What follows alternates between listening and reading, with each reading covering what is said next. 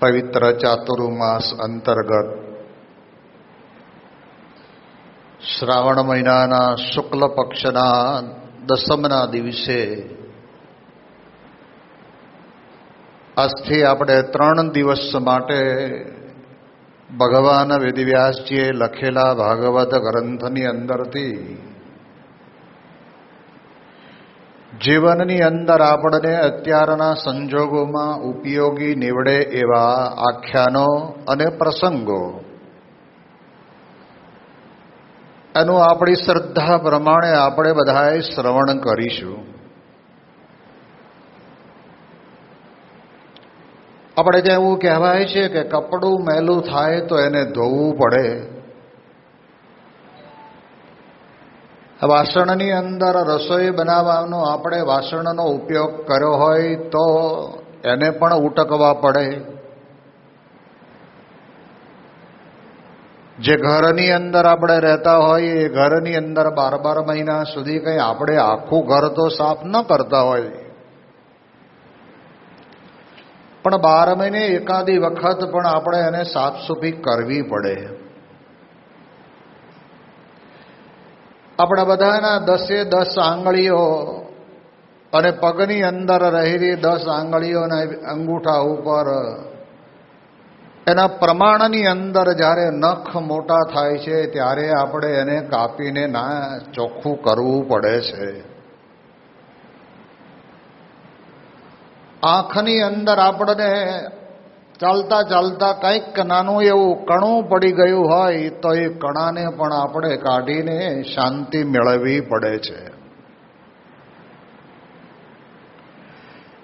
એમ આપણા જીવનની અંદર આપણને આપણા શાસ્ત્રો એવું કહે છે કે આપણે જીવન જીવીએ છીએ ખરા. લોકની અંદર કેવું કહેવાય છે કે માણસ સવારે ઉઠે, નાહી ધોઈ, નાસ્તો કરી નોકરી કરવા જાય, નોકરી કરી બપોરે જમી, સાંજે આવે, જમીન વાળો કરીને સૂઈ જાય, પાછો સવારે નોકરી જાય. ક્રિયા એની ચાલુ છે.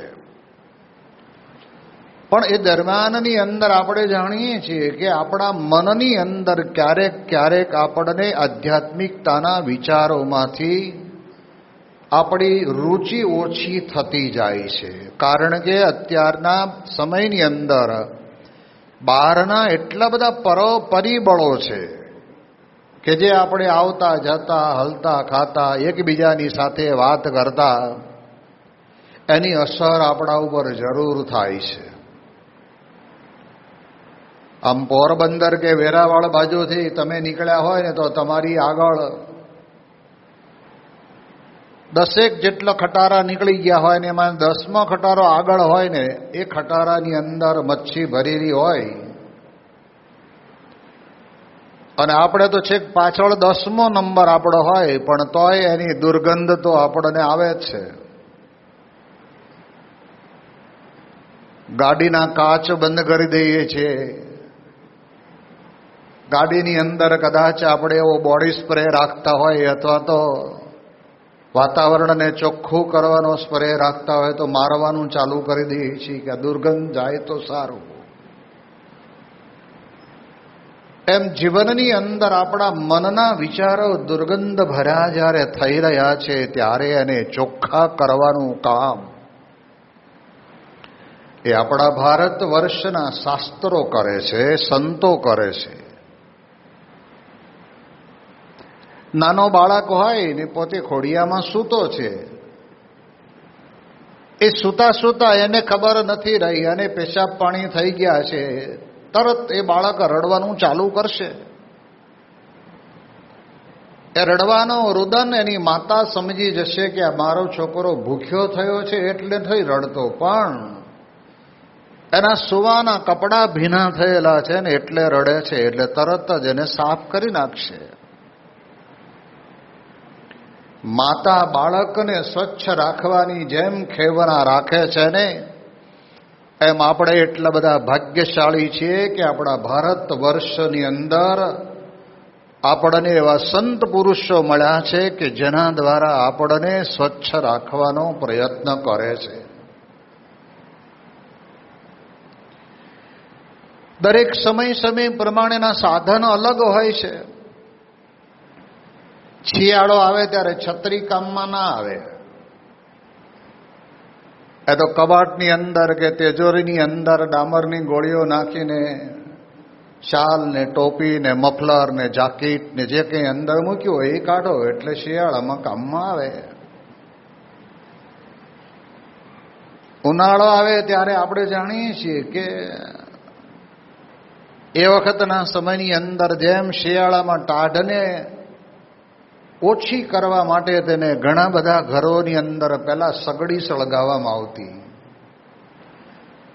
અત્યારે આપણે જાણીએ છીએ કે ઇલેક્ટ્રિકનો વપરાશ વધી ગયો છે તો હીટર ફેન આવે છે, એક જગ્યાએ મૂક્યો હોય એ પવન આમથી આમ ને આમથી આમ ફેરવા જ કરે. પણ એ હીટર ફેનને ઉનાળાની 45 ડિગ્રીની ગરમીની અંદર તમે ચાલુ કરો તો એટલો તો વિવેક આપણા જીવનમાં છે કે આ ઉનાળા માટે નથી. એમ સંસારની અંદર જ્યારે આપણે બધાએ રહીએ છીએ, અમે ને તમે બધાએ, ત્યારે ક્યારે ક્યારે આપણા વિચારોની અંદર વિચિત્ર પ્રકારનું પરિવર્તન આવી જતું હોય છે. ખરેખર એમ તો દેણ જોવા જઈએ તો દરેક વ્યક્તિને પોતપોતાના માતાના કહેતા દાદાના એના પણ કંઈક ગુણિયર સંસ્કારો આવ્યા હશે કે જેના કારણે કરીને આજે આપણે દુનિયા જે આજનો યુવા વર્ગ જે ડ્રગ્સને રસ્તે ચડી બેઠો છે એટલે સુધી આપણે પહોંચ્યા નથી. પણ પરિવારની અંદર જ્યારે તમારે ત્યાં જન્મેલા દીકરાઓ મોટા થશે ને ત્યારે ત્યાં પહોંચશે ને ત્યારે તમારે રડવાનો વારો આવશે. અરે રે, આ અમારી ભારતીય સંસ્કૃતિને વરેલા અમે ભગવાન રામ, ભગવાન કૃષ્ણ, ભગવાન સ્વામિનારાયણને માનવા વાળા, સત્પુરુષોનું પૂજન કરવા વાળા અમારા પરિવારની અંદર આવું કેમ બન્યું? બને ને એને સાવચેતી રાખવા માટે થઈને જ આપણને જાણપણું આપે છે. અહીંથી આપણે અમદાવાદ જવા માટે નીકળ્યા એટલે રસ્તાની અંદર PWDના કર્મચારીઓએ કિલોમીટરે માઇલસ્ટોન મૂકેલા હોય છે અને તમારે નીકળો છો તો અમદાવાદ જતા તમને રસ્તામાં મોટું સેન્ટર આવતું, દાખલા કે ભચાઉ આવ્યું તો ભચાઉ કેટલું દૂર છે એ માઇલસ્ટોન બોલશે નહીં, પણ તમે ભણેલા છો અને તમે વાંચો એટલે તરત જ કહે છે કે ભાઈ હવે 10 કિલોમીટર દૂર છે, પછી ઓલો ઓવરબ્રિજ આવે ત્યાંથી આપણે વળી જવાનું છે. પથ્થર ઉપર લખેલું ડાબી બાજુ વળવું, જમણી બાજુ વળવું. હમણાં તો આ બધા જગ્યાએ રાજ્ય સરકારે એટલા ફ્લાયઓવરો બનાવ્યા છે ને આમાં તો ભૂલા જ પડાયું છે. તમે સુરતમાં જાઓ, અમદાવાદમાં જાઓ, આજથી 15 વર્ષ પહેલા અમદાવાદમાં અમે ગમે તે બજારમાંથી ગમે ત્યાંથી નીકળીને તો આપણને રસ્તો મળી જતો. અત્યારે ફ્લાયઓવર એવા મૂક્યા છે ક્યાં જશે ખબર નહીં પડે. પણ તોય એના માટેનો એરો બતાવ્યો હશે કે ભાઈ તમારે આમ બાવળા જવું છે તો તમારે અહીંથી નીચે ઉતરવાનો છે. સડસડાટ સારામાં સારો ફ્લાયઓવરો છે માટે ઉપર ચડી ન જતા, એક્ઝિટમાં નીચે આવી જાઓ. એ બોલતા નથી પણ મને ને તમને જીવનની અંદર માર્ગદર્શન આપે છે. દુનિયાભરની અંદર આપણે જોઈએ છીએ આકાશની અંદર જેટલા વિમાનો ઉડે છે એ બધાને આપણે રોડ ઉપર તો આપણને ખબર પડે કે આ રોડ છે, કદાચ તૂટી ગયો હોય, ડામર ઓછો થયો હોય તોય રોડ ગણીએ. આકાશમાં ઉડતા વિમાનો માટે કોઈ રોડ નક્કી ખરો? અહીંથી જ્યારે ઉપડે ત્યારે એને જવાનું તો આમ હોય પણ આખો આમ વળાંક લઈ અને પછી બીજો વળાંક લઈ આમ નીકળે અને આપણને ઉડાડે આમ જતું આમ હોય. એ આમ જાય છે પણ એની પાસે એક નિશાન, જેને કહેવાય ઉત્તર ધ્રુવની પાંખડી એની પાસે, ઓકાય અંતર એની પાસે હોય, એ બતાવે બસ આ જ મારો રસ્તો. 2014ની સાલમાં મહંત સ્વામી મહારાજની સાથે જ્યારે અમે અમેરિકા ગયા અને છેલ્લે જ દિવસે અમારે નેવાર્કના એરપોર્ટ ઉપરથી બેસવાનું હતું તમને આશ્ચર્ય થશે સાંભળીને, 1 મિનિટનું એક પ્લેન આવે અને એક ઉડે. 1 મિનિટમાં એક પ્લેન ઉતરે અને બીજું એક ઉડે. અત્યાર સુધી આપણે મારા સાંભળવામાં નથી આવ્યું કે એ લોકોના એક્સિડન્ટ થયા હોય. આકાશમાં જ ઉડે છે, પણ નિશાનીની સામે છે કે મારે આનાથી આમ નહીં જવાનું. અને કંટ્રોલ બધો જ નીચે એરપોર્ટના ઓથોરિટી વાળા સાથે એ વાતચીતથી થતો હોય. અને ક્યારેય પણ કોઈ પણ એરપોર્ટથી એ લોકોની વાતચીત છૂટાપણું બને જ નહીં. ત્યારે આકાશમાં ઉડી શકે છે. અને પછી એમ કે ભાઈ હવે અમારે નજીકના એરપોર્ટ સાથે કોઈ પણ પ્રકારનો વાર્તાલાપ થતો નથી, કનેક્શન લૂજ પડી ગયું હોય એવું લાગે છે, તો તમે જશો કઈ બાજુ? અમે હમણાં ત્યાં 15 દિવસ પહેલા જ અમદાવાદથી પૂના ગયા હતા. અને પૂનાની અંદર ભારતના વડાપ્રધાન નરેન્દ્ર મોદી પોતે ત્યાં આગળ એમના કાર્યક્રમ માટે આવ્યા હતા. અને અમે તો અમદાવાદથી બેઠા હતા. 45 મિનિટમાં પૂના ઉતારી દે છે. હવે અમારું પ્લેન તો બરાબર ત્યાં 45 મિનિટે પૂના ટચ થઈ જ ગયું હતું, પણ નીચેથી ઓર્ડર આવ્યો, જ્યાં સુધી પ્રાઇમ મિનિસ્ટરનું પ્લેન અહીંથી ઉડીને રવાના નહીં થાય ત્યાં સુધી તમને એરપોર્ટ ઉપર ઉતરવા માટે નહીં મળે. હવા કલાક ફેરવ્યા વધારાના. એટલે હરિભક્તો કે સારું ટિકિટ તમે મારા ભાઈ લીધી ને પૈસા આપણા જેને કામમાં આવી ગયા કે આટલું બધું ફેરવ્યા તમને મફતમાં. એમ જીવનની અંદર આપણે બધા સંસારમાં ચાલીએ છીએ ને ચાલતી વખતે આપણા જીવનમાં ક્યારેક ક્યારેક ન કરવાનું આપણે કરી બેસીએ છીએ. એને આપણને ધ્યાન કોણ આપે? સંતો વાત કરે છે ને કે રસોઈ બનાવનાર મહિલા રોટલી બનાવતી હોય ને તો એને 3 વખત ફેરવવી પડે. એક જ વખત નાખી દીધી ચડી જશે, હવે આ બાજુ કાચું રહેશે ને ઓલી બાજુ બળી જશે, ખાઈ લેવાનું છે ને. કરે એવું? પહેલું પડ એકદમ કાચું છે કે બીજું થોડું કડક કરે ને ત્રીજું ફૂલાવીને દડા જેવી કરીને ઘી ભરે.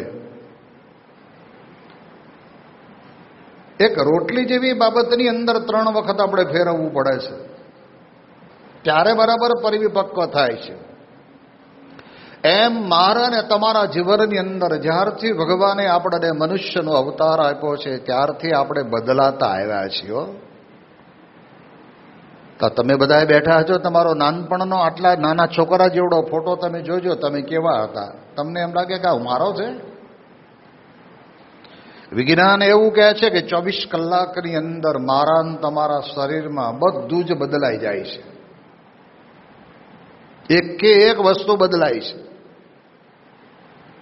હવે બદલાતા વાતાવરણની અંદર આપણે પશ્ચિમી સંસ્કૃતિના વાતાવરણની સાથે ન બદલાઈ જઈએ ને એના માટે થઈને સત્સંગ કરવો જરૂરી છે. સત્સંગની જરૂરિયાત બીજી કોઈ નથી. દરેક વ્યક્તિ ભગવાનમાં માને જ છે, અને તમે બધા માનો છો ત્યારે તો આવ્યા.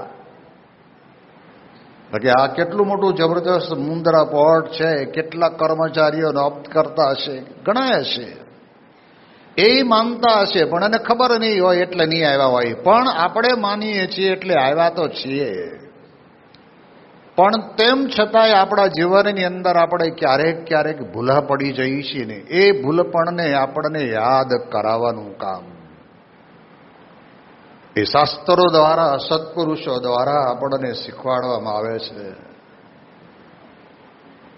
બાકી તમે વિચાર કરો, 1 ધોરણથી માંડીને 12 ધોરણ સુધીના પાઠ્ય પુસ્તકો તમારે ઘેરે લાવીને મૂકી દેવાના. 5 વર્ષનો છોકરો થાય કે લે દીકરા, દર વર્ષે 1 ધોરણના પુસ્તકો તારે વાંચી લેવાના, અને 10 ધોરણ સુધીના વંચાઈ જાય એટલે પછી કહેજે તો પછી તને 11માં અને 12માં મૂકશું. એ પહેલામાં પહેલી વાત તો ભાષાની જ ખબર નહીં પડે. પ્રારંભિક શીખવા માટે થઈને સ્કૂલની અંદર જવું જ પડે છે. શિક્ષક જેમ શીખવાડે એમ શીખવું પડે છે. શિક્ષક જે આપણને કહે એમાં ક્યારેય આપણે કોઈ પણ પ્રકારનો મનનો તરંગ કે પ્રશ્ન આપણે કરતા નથી. શિક્ષક આપણને એમ કે 5 + 5 = 10. આપણે કહીએ ના સાહેબ 10 ન થાય, 55 થાય. છોકરો કદાચ આમ બોલી જાય, 55 કરવા હોય તો 5ની બાજુમાં 5 મૂકો તો 55 થાય, પણ વચમાં પ્લસનું નિશાન આવે ને ત્યારે સીધું 10 જ થાય. કોઈ પણ વિદ્યાર્થી અત્યાર સુધીમાં આટલા બધા તમે હોશિયાર હશો, તમે કોઈ દિવસ શિક્ષકને કીધું કે સાહેબ આમ કેમ, મને આ નથી મનાતું? એટલે એ જેમ જરૂરનું છે, શિક્ષકોની જરૂર છે. જેમ પૂજ્ય વિવેક સાગર સ્વામી વાત કરે છે, 10 કરોડ રૂપિયાની હોસ્પિટલ હોય, સારામાં સારી લેટેસ્ટ, પણ અંદર ડોક્ટર સારો ન હોય તો દર્દીની ટ્રીટમેન્ટ કેવી થાય? ગામનું નામ નથી આપતો. એક મહિલાને પેટની અંદર દુખતું હતું ને ગામડામાં દવાખાનું પ્રારંભિક હશે એટલે ત્યાં ગયા ને ડૉક્ટર કીધું કે આમાં તો તમારે ગાંઠ થઈ છે. ઓપરેશન કર્યું, ઓપરેશન કરી ગાંઠ કાઢી નાખી. પણ એ કરવા માટે થઈને જે કાપડના સ્પંચ અંદરથી નાખી અને જે એનું બ્લડિંગ થતું હોય ને એ બધું કાઢવું પડતું હોય છે. એ ચૂસવા માટે થઈને મૂકે, પણ બધા અંદર રહી ગયા, ટાંકા લઈ લીધા. ગાંઠ કાઢી પણ બીજું બહારનું અંદર નાખ્યું. દવાખાનાનું બિલ્ડિંગ એટલું અદ્ભુત, લોકોને જવાનું મન થાય, પણ ડોક્ટર બરાબર ન હોય તો. એમ આપણને શ્રીમદ ભાગવત જેવા ગ્રંથના શાસ્ત્રોની અંદર આપણને એક વાત સ્પષ્ટ સમજાવે છે કે જીવનની અંદર એટલું યાદ રાખવાનું કે ડગલું મૂકતા પણ ક્યારેક આપણે ભૂલ કરતા હશું. એ ભૂલનું જાણપણું આપવાનું કામ આપણને આવા શાસ્ત્રો દ્વારા 12 મહિને એકાદ વખત આવી 3 દિવસની પારાયણ થાય ને પારાયણની અંદર ભલે આપણે સંખ્યાની સાથે કોઈ લેવા દેવા નથી. જેને જેને રસ પડે છે, જેને જેને અંતરની અંદર ભાવના છે, તમે બધા આવ્યા છો, તમને બધાને ખૂબ ખૂબ અભિનંદન આપીએ. તો એમાંથી આપણા જીવનની અંદર આપણને કંઈક મળશે. આ બધા જ તમે જેટલા બેઠા છો ને બધાને પૂજ્ય સ્નેહજીવન સ્વામી અહીં તમારા મુંદરાની અંદર કોઈક રિલાયન્સનો મોટો મોલ હોય ને એની અંદર એક ડિપાર્ટમેન્ટ એવું હોય કે ત્યાં આગળ બોડી સ્પ્રે મોગરાના મળે, પછી સુખડના મળે, ગુલાબના મળે, જાયજુઈના મળે. બોડી સ્પ્રે જેને કહેવાય ને એ ડિપાર્ટમેન્ટમાં તમને બધાને ત્યાં લઈ ગયા હોય. તમે કોઈએ એમાંથી એક આટલી બોટલ કેટલો એક આટલું થોડું ઘણું ખરીદ્યું નથી. ભાવ વાંચ્યા ને તરત એમ કે ભાઈ આ ના લેવાય. એ આખા બોડી સ્પ્રેના ડિપાર્ટમેન્ટમાંથી તમે એક એક બોટલના ભાવ જોતા જોતા જોતા જોતા વળતા વળતા બહાર નીકળો ને, અને બહાર આવો ને ત્યાં બહાર તમારો ભાઈબંધ રાહ જોતો હોય તો તરત પૂછે લીધું કે ના ના કાંઈ લીધું નથી, પણ તમારા કપડામાં સુગંધ આવી જશે. તો ઓલો બાજુમાં ઊભો કે બહુ મજા આવે તો તારે તું ભલે લીધું નથી, અંદર જઈને માત્ર પ્રવેશ કરીને પાછો અડધો કલાકમાં બહાર નીકળ્યો છે તો સ્પ્રેમાં આટલી બધી તાકાત છે. અને માનવ સર્જી સ્પ્રે છે પાછા, કુદરતી ભગવાનના જે સુગંધ દાન. અમે ત્યાં આગળ મદ્રાસની અંદર ગયા હતા અને ત્યાં આપણા એક સત્સંગી બહુ જ મોટું જબરદસ્ત કારખાનું છે એમનું અત્તર બનાવવાનું. 45 ટન ગુલાબ અને મોગરો ભેગો કરે ત્યારે એમાંથી 1 કિલો અર્ક નીકળે. અને એ 1 કિલો અર્કની અંદરથી 1 લાખ બોટલ સ્પ્રેની ભરાય ને બધી જ પરદેશમાં જાય છે, એક્સપોર્ટ જ કરે છે. એ ગુલાબને મોગરાની અંદર સુગંધ મૂકનાર તો ભગવાન છે, પણ માણસનું બનાવેલું. અને આપણે આમ ફરીને આંટો મારીને આવીને તોય આપણે કપડાની અંદર 2 દાડા સુગંધ રાખે, મારું મજા આવી ગયો. હવે રોજ એક વખત આંટો મારી આવવાનો, લેવું ન લેવું કાંઈ વાંધો નહીં. જો દેખાતી નથી સ્પ્રે આપણને કેવા રંગની છે, કેટલી પાતળી છે, શું એનું પણ એમાંથી નીકળતી સુગંધ વ્યક્તિને સુગંધિત કરી દે છે. એમ આપણા ભારતીય શાસ્ત્રોની અંદર આપણને સંત પુરુષોએ એમને જીવન જીવીને વ્યક્તિને જીવનમાં દરેકને સુગંધિત કર્યા છે ને એની ફોરમ આજે આપણે વિશ્વભરની અંદર જોઈ રહ્યા છીએ. આ એ ભાગવત છે. તમને આશ્ચર્ય થશે સાંભળીને, 5000 વર્ષ પહેલા ભગવાન વેદવ્યાસજીએ પોતે આ ભાગવત રચવાની તૈયારી કરી અને રચ્યું. 5000 વર્ષ પહેલાના તમારા દાદાના દાદાના દાદાના દાદાના દાદાના દાદાના નામ આવડતા હોય તો કયો? 2 પેઢી 3 પેઢી 4 પેઢી વધારે પતી ગયું. પછી વાંહે કાંઈ ખબર નહીં.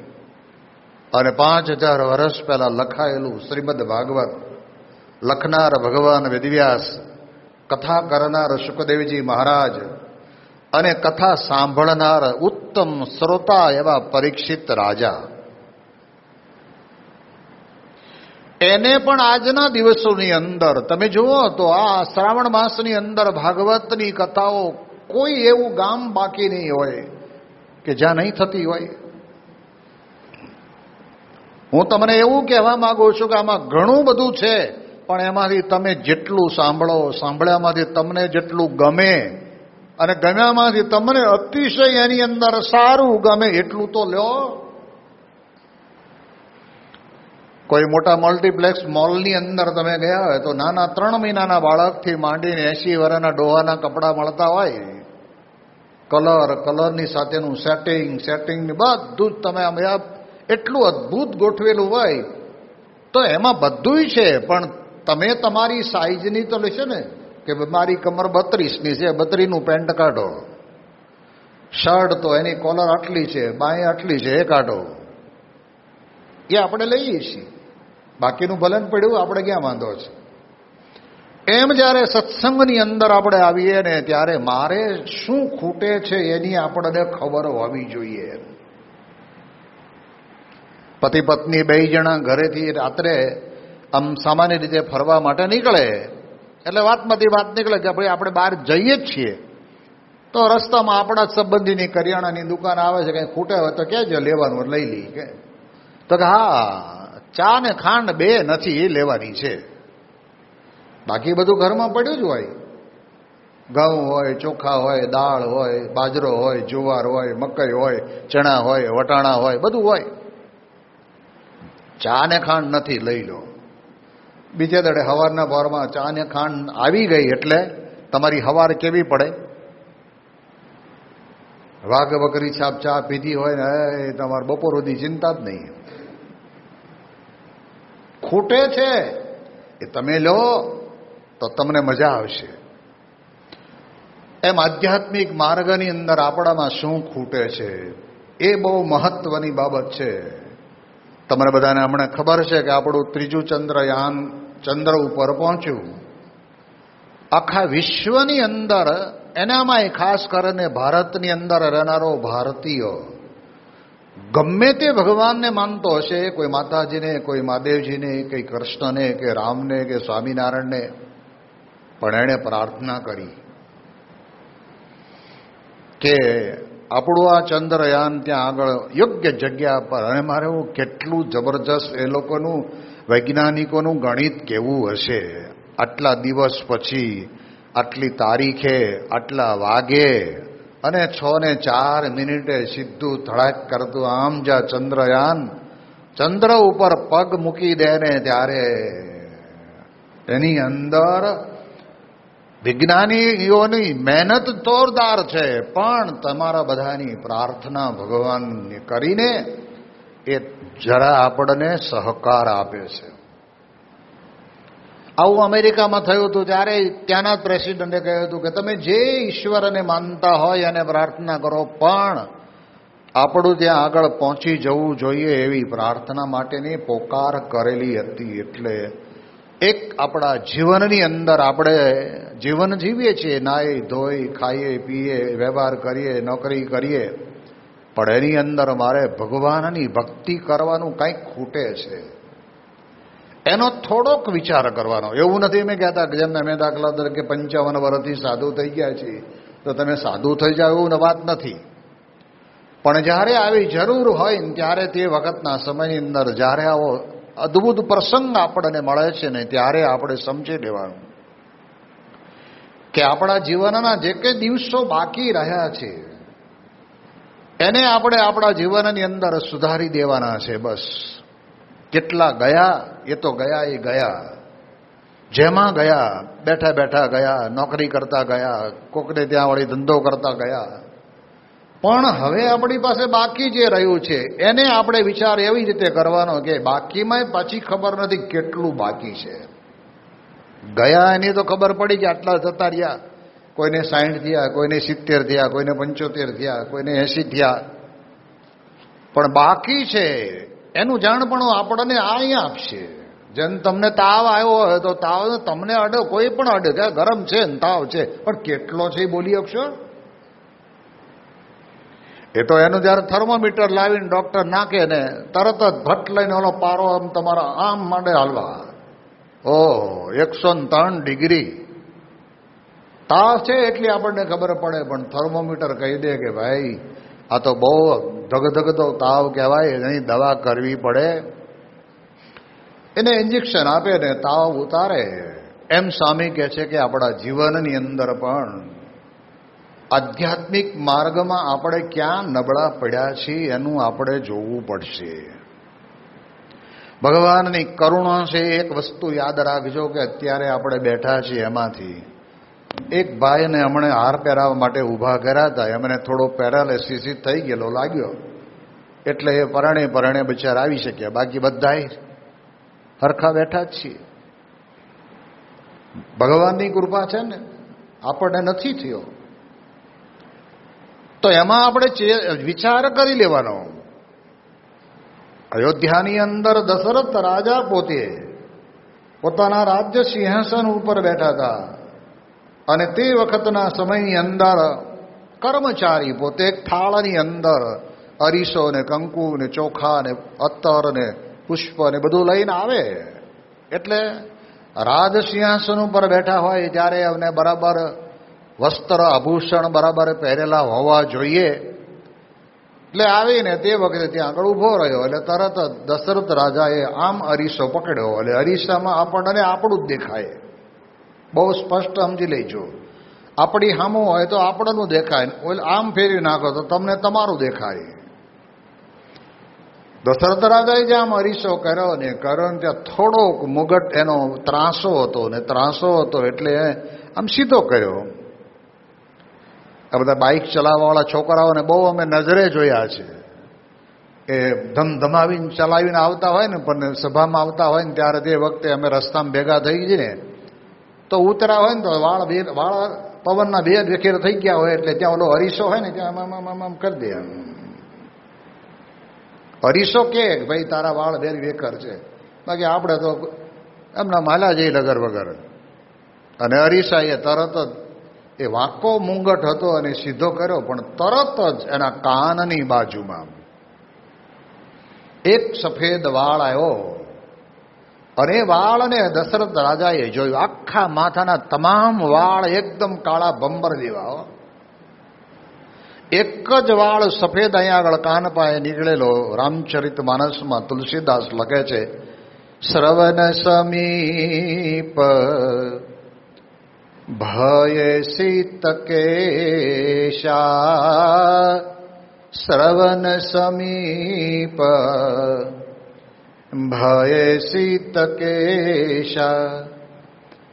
મનહિ જરઠપનુ આસયુપદેશા,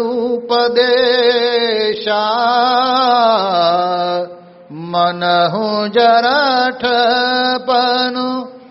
આસયુપદેશા, શ્રવણ સમીપ ભય શીતકેશા.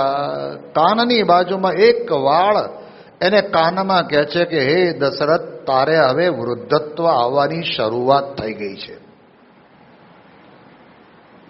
એટલે તું હવે વિચારી લે. અને આપણું રામચરિત માનસ એમ કહે છે કે બસ તરત જ વશિષ્ઠ ઋષિની પાસે રાજા દશરથ ગયા ને કહ્યું કે બાપજી, આજ મારો એક વાળ મને કાનમાં આવીને પોકારીને કહી ગયો કે હે રાજન, તું તો હવે વૃદ્ધત્વને પગલે પગથિયે ચડવાની તૈયારીમાં છો, માટે હવે તું તારું આ જે કંઈ છે કામકાજ છોડી દે ને તારા દીકરાને તું આપી દે. વશિષ્ઠ ઋષિને કહ્યું ને ત્યારે કહ્યું કે બાપજી, મુહૂર્ત સારું કાઢો, રામને રાજા બનાવી દઈએ. અને ત્યારે તે વખતના સમયની અંદર વશિષ્ઠ ગુરુ તો જાણતા હતા, એટલે કહ્યું મુહૂર્તની જરૂર નથી, કાલે જ તમે આનું આયોજન કરો. મારે કહેવાનો અર્થ એ છે કે એક વાળ જો વ્યક્તિને જગાડી જતો હોય તો આપણને આપણા શાસ્ત્રોની અંદર આપેલા શબ્દો પણ આપણને ક્યારેક જગાડી જાય એટલે શું કરે? બીજું કાંઈ નહીં.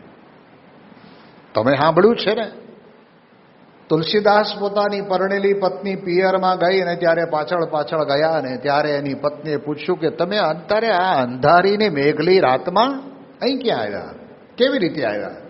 નદી બે કાંઠે હાલી જતી હતી, અહીં કોઈ ઉપર આવવાની કોઈ વ્યવસ્થા નથી. મને તો એમ કે તે તરાપો મોકલ્યો હતો, હું તરાપર પર બેસીને આવ્યો હતો, મડદા ઉપર બેસીને આવેલા, મારા માટે દોરડું બાંધ્યું છે એમ સમજીને સર્પ પકડીને ઉપર ચડાવ્યું, બારીમાંથી ઠેકડો માર્યો. જો હવે મજાની વાત એ આવે છે, તરત તુલસીદાસની પત્નીએ એને એક જ શબ્દ કીધો કે જયસી પ્રીત હરામ છે વૈસી હરી છે હોય, ચલા જાય વૈકુંઠ મેં ને પલાન પકડે કોઈ. હે તુલસીદાસ, મારા માંસ રુધિરના આ શરીરની અંદર તને આટલું બધો હેત અને પ્રેમ છે, તો આટલું હેત અને આવો પ્રેમ તું પ્રભુની હારે કરી દેન તો તારો બેડો પાર ઉતરી જાય. એના ધર્મપત્નીનો શબ્દ લાગી ગયો. શબ્દ જ્યારે આપણે શાસ્ત્રની અંદરથી જે કંઈ આપણે પ્રમાણભૂત શબ્દોને જોઈએ છીએ ને ત્યારે કેટલી અસર કરે.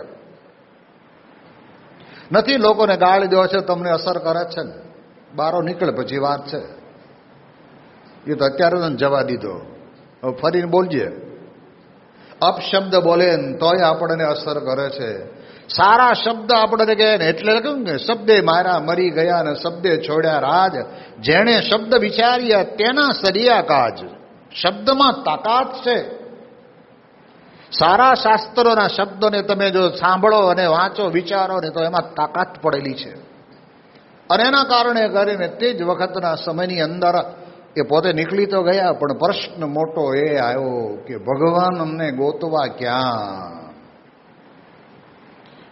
આ એક ભારત દેશના આપણા બધાના માટે આ એક બહુ જ મોટો ગર્ભિત પ્રશ્ન છે કે ભાઈ તમને ભગવાનમાં પ્રીતિ કરવી છે, પણ એ ભગવાન આપણી સામે બોલતો ચાલતો ખાતો પીતો હોય ને તો એમાં પ્રીતિ થાય.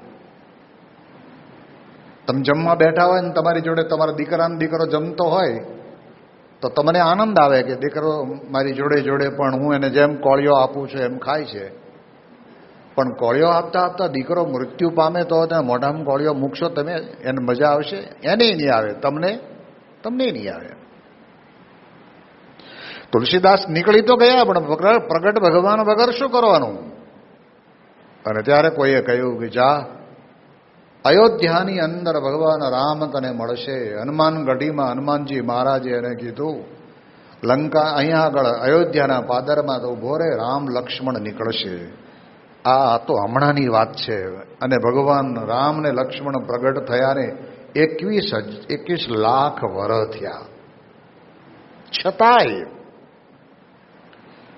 અને ત્યારે તે વખતે ગયા, પણ કોઈ એને મળ્યું નહીં. બીજે દિવસે આવીને હનુમાનજી પૂછ્યું કે કેમ ભાઈ, તને કોઈ મળ્યું? કે ના મહારાજ, કે કોક તો નીકળ્યું છે. કે આ 2 જણા નીકળ્યા હતા, વલ્કલ વસ્ત્ર પહેર્યા હતા ને એક હરણની પાછળ દોડતા જતા હતા.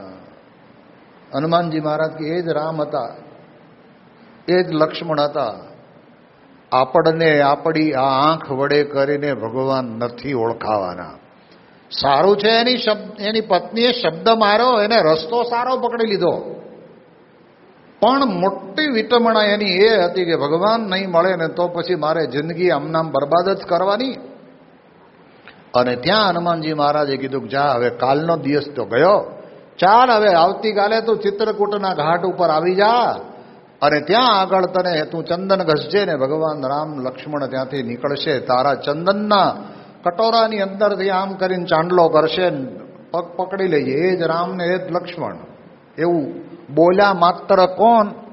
હનુમાનજી મહારાજ પોતે, કે જે હનુમાનજી મહારાજના અંતરની અંદર રામ લક્ષ્મણ અને જાનકી સિવાય સંસારનો એક પણ સંકલ્પ નહોતો.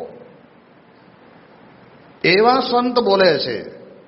એ હનુમાનજી મહારાજ એ પોતે કહે છે કે તું ચિંતા ના કરીશ. અને ત્યાં આવ્યા ને તોય રામને લક્ષ્મણ ચાંદલો કરે છે તોય ઓળખાતા નથી. અને ત્યારે હનુમાનજી મહારાજે કહ્યું કે ચાંદલો કરે, અને ત્યારે પગ પકડી લીધા, અને પગ પકડ્યા પછી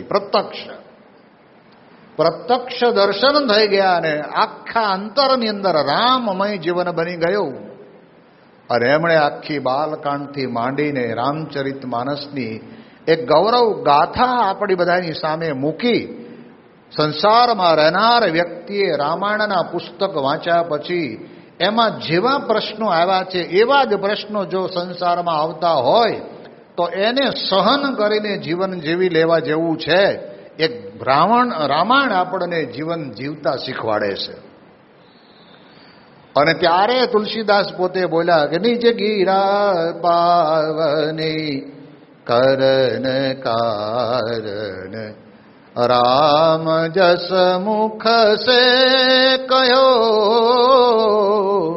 નિજ ગીરા પાવની કરન કારણ રામ જસ મુખ સે કયો. એ લખે છે રામાયણ, પણ કહે છે શું કે મારી વાણી પાવન કરવા માટે થઈને જ મેં રામના ગુણ ગાયા છે.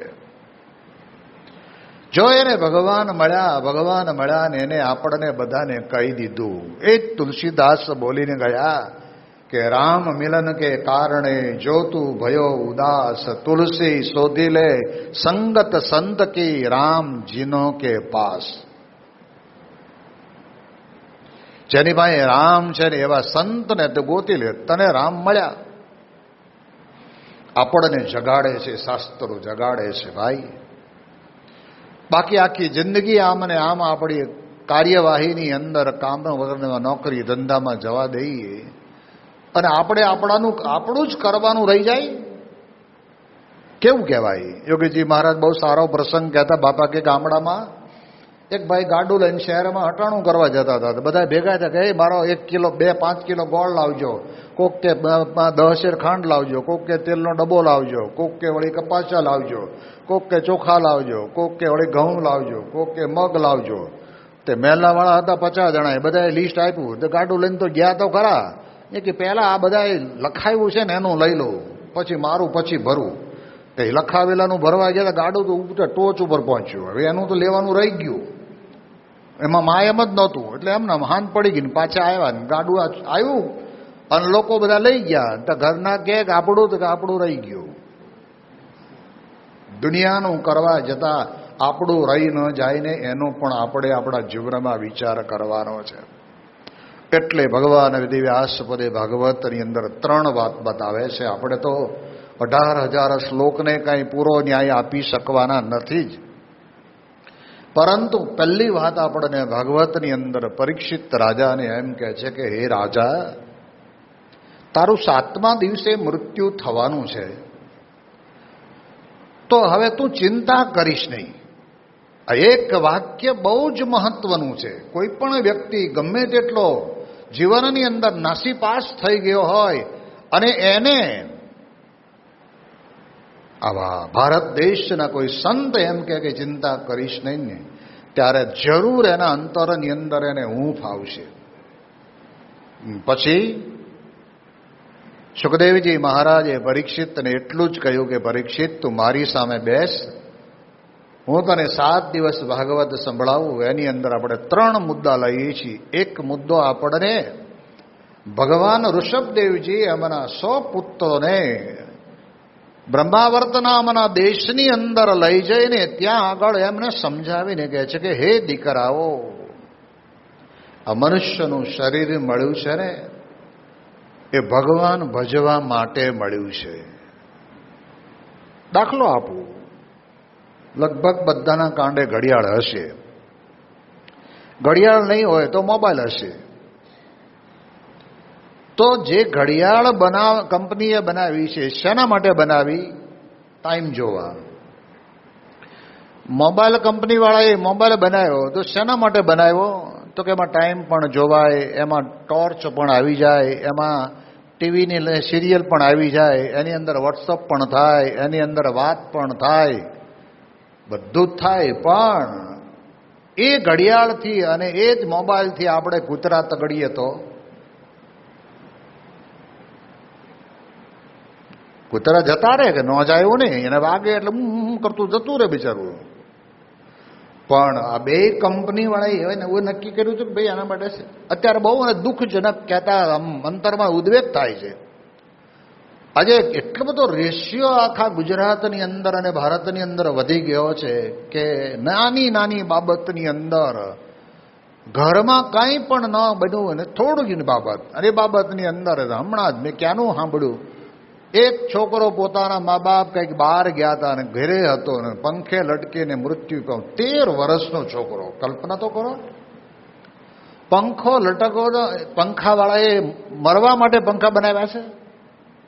પંખાનો સાચો ઉપયોગ શું? ગરમી લાગે એટલે ચાલુ કરવાનું, પવન ખાવાનો. બાકી ભલે ને એમને ઊભા રહે, આપણે ન શિયાળામાં ક્યાં કોઈ વાપરે છે. પણ મરવા માટે છે. કેટલા મરે છે? બાણું બંધ કરી દે ને દુપટ્ટો બાંધે ને દોરી બાંધે કાં અને ટીંગાઈ જાય, પતી ગયું. એમ આપણને મનુષ્યનું શરીર પ્રાપ્ત થયું છે. તું શું હે ખાવું પીવું ઊંઘવું વિષય ભોગવવા, સારા સારા મોલની અંદર જવું, ત્યાંથી મોંઘી વસ્તુ લાવી ઓલી આગળ લાવ્યા હોય ને બધી કચરા પેટીમાં જાય ને આ જ કરવાનું બસ. એના માટે આપણને જન્મ નથી મળ્યો. જન્મ આપણને મળ્યો છે એ ભગવાનનું ભજન કરવા માટે થઈને. અને એટલા જ માટે ભગવાન ઋષભદેવજી એમના 100 દીકરાને કહે છે કે નાયમ દેહો દેહબાજાન્દ્રલોકે કષ્ટાન કામાન અર્હતે વિડભુજામે તપો દિવ્યામ પુત્રકાયેન સત્વમ શુદ્ધેદ્યસ્માત બ્રહ્મ સૌખ્યમ તનંતમ નાયમ દેહો દેહભાજાનું લોકે. આ દુનિયાની અંદર વિષય ભોગવવા માટે આપણને મનુષ્યનું શરીર મળ્યું નથી. તમે બધા સંસારની અંદર લગ્ન ગ્રંથિથી જોડાયા છો તો તમારે ત્યાં પુત્ર પ્રાપ્તિ થાય એના માટે તમારે સંભોગ કરવો જરૂરી છે. આ એક સંસારી માટે. એમ અહીંયા ભગવાન કહે છે કે તો એ જેમ જરૂરી છે એમ સંસારની અંદર તમારા દીકરા દીકરીને પણ સંસ્કાર જળવાઈ રહે ને એના માટે થઈને તમારે ભગવાનનું ભજન કરવું જરૂરી છે. એ નહીં હોય તો નહીં જ બને. તમે જોજો જેના ઘરમાં જે છોકરા, આપણે સંતો ઘણી વખત વાત કરે ને કે એક છોકરો આંબાવાડિયું હતું ને આંબાવાડિયાની અંદર એનો માલિક રોજ આંટા મારે મારું કેરી ઓછી થવા માંડી છે આંબા ઉપરથી, એટલે કોઈક ચોર આવે છે. એટલે છોકરો ને બાપ 2 જણા થતા હશે. એમાં હમતાઈને બેઠેલો આ વાડીવાળો ને ત્યાં ઓલો છોકરો ઉપર ચડ્યો ને માંડ્યો ટપ ટપ પાડવા માંડ્યો, કેરી તોડવાનું ને નીચે પાડવા. ઓલો જોઈ ગયો ને તરત આવ્યો કે હેઠો ઉતર. કોને પૂછીને ચડ્યો? અને બાવડું પકડ્યું હાલ તાર બાપાને કહી દઉં. ક્યાં છે તાર બાપા? કે હામે ના આંબે. હામાના આંબે બાપો કેરી ઉતારતો, છોકરો અહીં ઉતારે જ ને એમાં નવે શું છે? પહેલા આપણે જીવનની અંદર તપો દિવ્યમ પુત્રકા એન સત્વમ. ભગવાન ઋષભદેવજી કહે છે કે તમને અત્યારે શ્રાવણ મહિનો આપ્યો છે ને, આખો મહિનો એક ટાઈમ ન થાય તો કાંઈ વાંધો નહીં. તમે દર સોમવારે એક ટાઈમે રહો અથવા દર ગુરુવારે એક ટાઈમે રહો. થોડુંક સૂક્ષ્મ તપ કરશો ને તો વિચારો તમારા પવિત્ર બનશે. એ વાત વાસ્તવિક છે. આ આધ્યાત્મિક ઉર્જા છે ને મને ને તમને આપણામાં આવિર્ભાવ થાય છે, દેખાતી નથી. બહુ સ્પષ્ટ છે. આધ્યાત્મિક આ ઉર્જા આપણને દેખાતી નથી. સવારમાં સૂર્યનારાયણ ઉગે તો સૂર્યનારાયણ દેખાય છે, પણ એની કિરણો આમ તમે જોવો ને તો કેટલાના ઘરની અંદર ગમે તેટલા પેક દરવાજા કરેલા હોય ને તો એની અંદરથી જ્યાં થોડુંક કાણું હોય ને ત્યાંથી પણ સૂર્યની કિરણ અંદર પ્રવેશ કરીને તમતમ્યા જેટલું અજવાળું કરી જ દે છે. એટલે એમ જીવનની અંદર આપણને અહીંયા આગળ ભગવાન વેદવ્યાસ કહે છે કે થોડોક સંયમનો વિચાર કરજો. જે કંઈ વિષય ભોગવવી એની અંદર સંયમ રાખજો. સંયમ હશે ને તો તમને વાંધો નહીં આવે. નહીતર તો એક ભાઈ મને કહે હવે અમે સંયમ રાખશું તો ડૉક્ટરના દવાખાના કેવી રીતે હાલ છે? તો ધીરે જ રાખવાનું, પછી ડૉક્ટર પાસે જવાનું, 2 દી દાખલ થવાનું, બાટલા ચડાવવાના, રૂમનું ભાડું આપવાનું, પછી પાછા આવીને ખાવાનું. અરે ભાઈ તમારે દેને ડૉક્ટરને ભગવાન દેનારા બેઠા છે દેશે, પણ આપણે શા માટે અસંયમ વૃત્તિની અંદર જામને ફરતા રહેવું? અને એટલા જ માટે આપણને સત્સંગ દીક્ષા ગ્રંથની અંદર ગુરુહરિ મહંત સ્વામી મહારાજ પોતે બીજા જ શ્લોકની અંદર આપણને કહે છે કે દેહોયમ સાધનમ મુક્ત હે ન માત્ર ભોગ સાધનમ દુર્લભો નશ્વરશ્ચાયમ વારમ વારમ ન લભ્યતે. ભગવાને આપણને મનુષ્યનું શરીર આપ્યું છે. દેહોયમ સાધનમ મુક્તે હે. આ સાધન મુક્તિનું સાધન છે. બહુ સ્પષ્ટ છે ને. દેહ રૂપી દેહથી જ ભગવાન બધા છે. આજ બાકીની તમે જો કેટલી બધી યોનિઓ છે. તો કહેવાય છે કે વિષ્ટાના ખાનારા ભૂંડ છે, કૂતરા છે, બલાડા છે. તમે જુઓ તો જંગલની અંદર કેટલી પ્રકારના એવા વન્ય પ્રાણીઓ છે. એ કોઈ ભગવાન ભજવાના છે? એના માટે છે જ નહીં ભગવાન ભજવા માટે. એની યોનિની અંદર એનો ભલે એન્જોય કરે, પણ આપણે આપણા જીવનની અંદર સંયમમાં રહીને આપણી આંતરિક ઉર્જા, આધ્યાત્મિક ઉર્જાને આપણે જો ઉજાગર કરીએ તો આપણું કામ થાય. અને એટલા જ માટે કહ્યું એહિ તન કર ફલ વિષયન વાઈ. એહિ તન કર ફલ વિષયન ભાઈ. એહિ તન કર ફલ વિષયન ભાઈ. સ્વર્ગ હું સ્વલ્પયનંત દુઃખદાયી. સ્વર્ગ હું સ્વલ્પયનંત દુઃખદાયી. આ જે શરીર મળ્યું છે એ વિષય ભોગવવા માટે મળ્યું નથી. એમ રામચરિત માનસની અંદર તુલસીદાસ મહારાજ કહે છે. બધાનો એક જ મત છે. ભગવાન કૃષ્ણ પરમાત્મા એકાદશ સ્કંદની અંદર પણ જ્યારે નવ યોગેશ્વર અને જનક રાજાને સંવાદ થાય છે ને ત્યારે તે વખતના સમયની અંદર પણ પોતે કહે છે કે દુર્લભો માનુષો દેહો દેહી નામ ક્ષણ ભંગુરા તત્રાપી દુર્લભમ મન્ને વૈકુંઠ પ્રિય દર્શનમ. મનુષ્યનું શરીર મળવું અતિ મુશ્કેલ છે.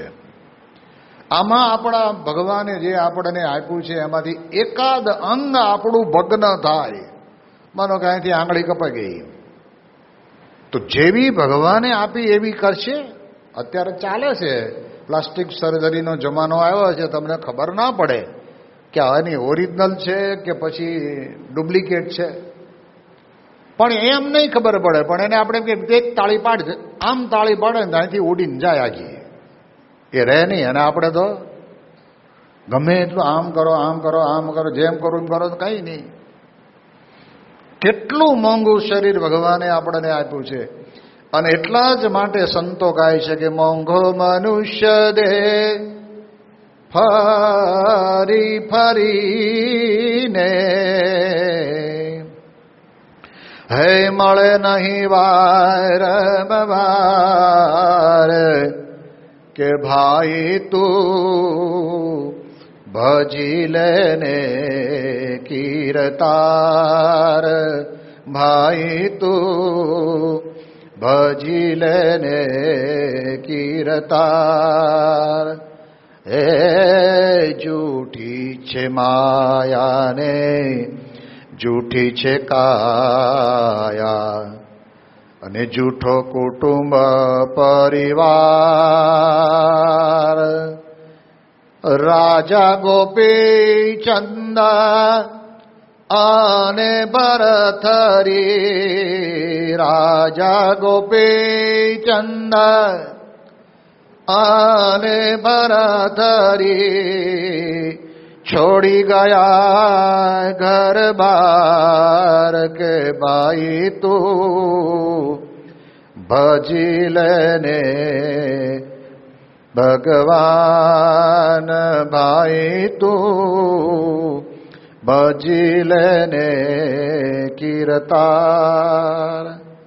હે લાખો ગયા ને તું પણ જવાનો. મૂરખ મનમાં વિચાર. હે લાખો ગયા ને તું પણ જવાનો. મૂરખ મનમાં વિચાર. સાચું કહું છતાં જૂઠું મને તો. સાચું કહું છતાં જૂઠું મને તો. મુવા કુટુંબને સંભાર કે ભાઈ તું ભજી લેને કીર્તાર. ભાઈ તું ભજી લેને કીર્તાર. થોડા વર્ષો પહેલા અમે એક ફંક્શનમાં ગયા હતા અને પહેલાના સમયમાં ઓલી થાળી બાજુનું રેકોર્ડિંગ આવતું હતું પહેલા. એટલે એ વાગતું હતું, આ જ ભજન વાગતું હતું ને અમે ત્યાં ગયા. એટલે થોડા એમના જેને બોલાવ્યા છે બધા માણસો બેઠા હતા. ભજન ચાલુ હતું ને અમે આવીને અમારા આસન ઉપર બેઠા ને ત્યાં અમે આમ છે નજર કરી તો બે બાજુ બે થાળી ફરે. એકમાં સિગારેટ ને બિસ્ટોલ ને બીડી ને 135 નો મસાલો ને ગુટકા ને માણેકચંદ, ઊંચે લોગ ઊંચે પસંદ ને વિમલ ને તુલસી ને આ બધું ફરે અને બધા સાંભળે કે મોંઘો મનુષ્યનો દેહ વારે વારે મળતો નથી, ફરી ફરી નહીં મળે વારંવાર. ભાઈ તું ભજી લેને કીર્તાર. આ વાગે છે ને છતાંય બધાએ પકડ્યો. એકે હાથમાંથી લાગા લાવો લાવો તારે. આ તો હવે હારા માઇલી જ પી ને હું કામ આદિ પી છે. માણસને ખબર નથી હું શું કરું છું. જગાડનારા સત્પુરુષો આપણને જગાડે છે પણ આપણે એમાંથી એમ માનીએ તો બીજા માટે, આપણા માટે નથી. હું તમારે એટલું જ કહું કે અહીંથી તમે બચાવ જતા હો ને રસ્તામાં માઇલસ્ટોન આવે છે એ જેણે PWD વાળાએ નાખ્યો એના માટે જ હશે. જેટલા દુનિયાભરના ગમે તે દેશમાંથી, ગમે તે રાજ્યમાંથી, ગમે તે વ્યક્તિ ગાડી લઈને નીકળે ને આમ વાંચે કે બચાવ 25 કિલોમીટર, એ બધાને કામનું છે. આપણા શાસ્ત્રો છે ને માત્ર ને માત્ર 5000 વર્ષ પહેલા બોલાઈ ગયા એટલે એ વખતના લોકો માટે હશે એમ નથી. સમય તો એનો એ જ ચાલ્યો જ આવે છે. કારણ કે આમ વિચાર કરો ને તો તમને ખબર પડે. જે 5000 વર્ષ પહેલા જે લોકો જીવતા હતા એ લોકો પણ ઓક્સિજન ઉપર જ જીવતા હતા અને અત્યારે 5000 વર્ષ પછી પણ આપણે જીવીએ છીએ ઓક્સિજન ઉપર જ જીવીએ છીએ. એમ આપણને અત્યારે રૂટિનમાં ખબર ન પડી હોય તો કોરોનામાં બધાને ખબર પડી ગઈ. ઓક્સિજન માટે જ તલપા પડે. તમે જુઓ તો કેટલા લોકોના ઓક્સિજન બાટલાના બાટલા ખાલી કર્યા તોય છેવટે 15 દાડે 15-20 લાખના બી આપતા ગયા ને કે હવે આવજો બાય બાય. માણસને હાલવા ચાલવા માટે તેને હૃદયને ધબકતું રાખવા માટે ઓક્સિજન છે. એમ આપણે જ્યારે મનુષ્ય છીએ ને ત્યારે આપણામાં ભક્તપણું આવે, આપણામાં ભગવાનમાં પ્રેમ જાગે, આપણને શાસ્ત્ર અને સંતને વિશે વિશ્વાસ આવે ને એના માટે આ આપણો ઓક્સિજન છે.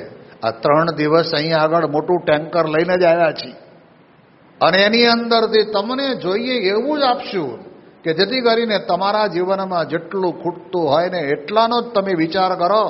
બીજું બધું ગમે તેટલું કરશો ને તોય અમે ત્યાં મહેસાણાની અંદર કલેક્ટર ઓફિસમાં અમારા મંદિરના કામે ગયા હતા ને ત્યાં તો એ રાજમહેલમાં કલેક્ટર ઓફિસ હો ભાઈ. અને એ વખતના સમયની અંદર વડોદરાનો દીવાન પદું વડોદરાનો દીવાન પદું અહીંયા મહેસાણામાં રાજમહેલમાં આવીને કરતો. કેટલા બધા ઓરડા તમે જુઓ ને, મોટી મોટી સાઈઝના, તમારી બારી બાણા, એટલું મજબૂત કામ. તે હવે આવતો હોય તો એ હોય, એની હારે એક નોકર હોય, બીજો એનો ગાડી ચલાવવા વાળો હોય, તો 20-25 ઓરડા. તો પછી ઓરડામાં હું છે અડધો કલાક અહીં હોય, અડધો કલાક ત્યાં, અડધો કલાક ત્યાં હોય, અડધો કલાક ત્યાં હોય. તમારી જોડે 10 જોડી કપડાં છે, તમે 10 જોડી એક હારે પહેરશો? એક જ જોડી પહેરવાના છે, શરીરને ઢાંકવાનું છે. પછી કદાચ તમને કલર ન ગમે, કલર ચેન્જ કરો તો કલર ચેન્જ કરો, પણ પહેરવાનો તો તમે એક જ જોડ છો. 5 જોડી બૂટ હશે તો એ તમે પહેરવાના તો એક જ જોડી, કે 5માં એક પછી વારા પરથી એક બીજો બીજામાં ત્રીજો નાખવાના છો. એ બધું આપણે સંસારની અંદર કરીએ એના કરતાં આપણું મન એક ભગવાનને વિશે લગાડી દેવું આપણી લગની લાગી જવી જોઈએ, કે જેથી કરીને જીવનની અંદર આપણને ક્યારેય બીજો કોઈ વિચાર આવે જ નહીં. આ પૂર્વે ભક્તો થઈ ગયા, આના જીવન આમું જુઓ. મીરાબાઈ જેવા મીરાબાઈને પોતાને અંતરની અંદર ભગવાનની કેવી ભક્તિ લાગી ગઈ, કેવી. તો એને કહી દીધું કે મારા લગ્ન નથી કરવા, મારા લગ્ન તો તમે મને ઠાકોરજી જોડે કરાવ્યા એટલે બસ વાત પૂરી થઈ.